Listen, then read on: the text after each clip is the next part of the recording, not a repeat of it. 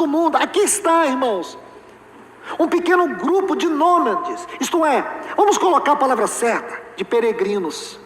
Sabe uma coisa linda que os recabitas tinham? Era a consciência de peregrinos, uma consciência que nós temos perdido. Nós estamos enraizados neste mundo, nós estamos tão presos neste mundo. O mundo tem se tornado um cárcere para você, meu irmão, minha irmã. Você não consegue sair, você não consegue expressar o Senhor. O testemunho do Senhor na sua vida tem sido invalidado por causa de um coração mundano, por causa de uma vida carnal. Você tem perdido o vigor, você tem perdido a consagração, entende? Foi isso que aconteceu com Sansão. Agora, que história linda temos aqui, irmãos. A história dos recabitas, a consciência de peregrino. O meu reino não é deste mundo eu não sou. É isso que governava o coração deles. Eles não andavam segundo os padrões de Jerusalém daquele tempo. Eles andavam fora do padrão, fora do contexto, do curso da era. É o que a Bíblia diz, irmãos. Nós éramos filhos da ira, como os demais, andávamos segundo o curso deste mundo. Hoje nós não andamos segundo o curso deste mundo. Hoje nós temos que andar segundo os movimentos celestiais. Nós temos que andar governados pela palavra. Nós temos que andar segundo o Espírito de Deus. Será que é esse o nosso andar, irmãos? É isso que define a nossa vida, é isso que define a nossa consagração. É isso, irmãos. Ou são os padrões, os modismos desta geração? Paulo diz em Romanos 12:2: e não vos conformeis com este mundo. Esse é um ponto, mas olha o que ele diz anteriormente. É um grito, irmãos, é um brado. Poucas vezes você vai ver isso nos escritos de Paulo. Rogo-vos. Estude esta palavra, procure descobrir a força desta expressão. Você vai ficar impressionado. É um brado, é um grito de profundo desespero, porque é algo que nós não podemos perder de vista, é algo que nós precisamos manter diante de nós. Rogo-vos, pois, que apresenteis os vossos corpos como sacrifício vivo, santo e agradável a Deus. Que isso, irmãos? Vida de consagração. Nosso corpo, que a Bíblia chama de templo do Espírito, casa de Deus, casa de Deus, nosso corpo, como um sacrifício. A ideia ali é aquele sacrifício que é oferecido e queimado, e sua fumaça sobe para Deus. Qual tem sido o aroma do testemunho do nosso corpo, da nossa vida diante de Deus? Que culto nós somos para Deus? Irmãos, Deus ama adoração. Deus tem prazer nos cânticos do seu povo, mas Deus busca adorador, verdadeiros adoradores que o adorem. Adoração não começa quando você chega na reunião e abre a boca para cantar um cântico. Adoração, em primeiro lugar, é a vida que você tem.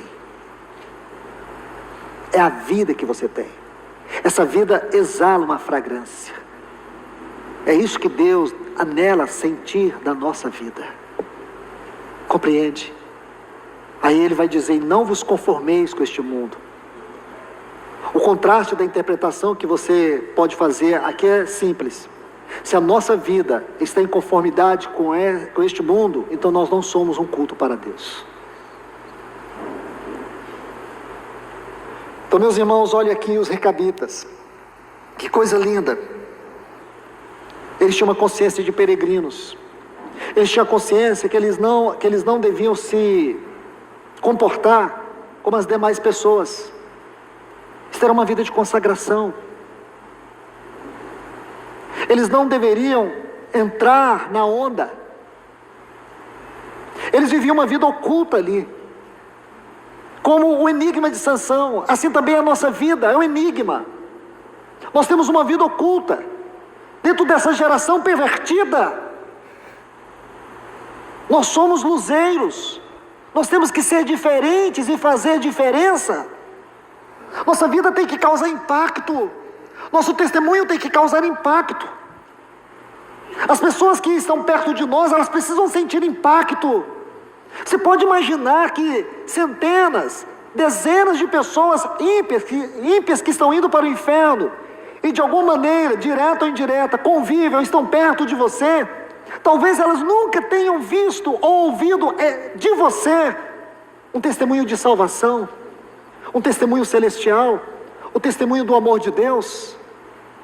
Como é possível isso, irmãos? Como é possível? Nós não podemos nos ocultar desta maneira. Isso não é correto, esse tipo de vida não está correto. Não era dessa maneira que os recabitas se ocultavam. Eles estavam ali escondidos, mas não omissos, porque a vida deles era uma grande mensagem para toda Jerusalém. Era isso que o Senhor estava dizendo para Jeremias. Está vendo, Jeremias?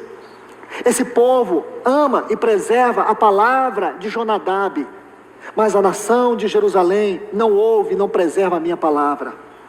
Eles são obedientes à palavra de um de seus ancestrais, mas este povo não é obediente à minha voz. Aí, irmão, só para terminar aqui, olha o que o Senhor diz para os recabitas, versículo 19, aqui do capítulo 35 de Jeremias.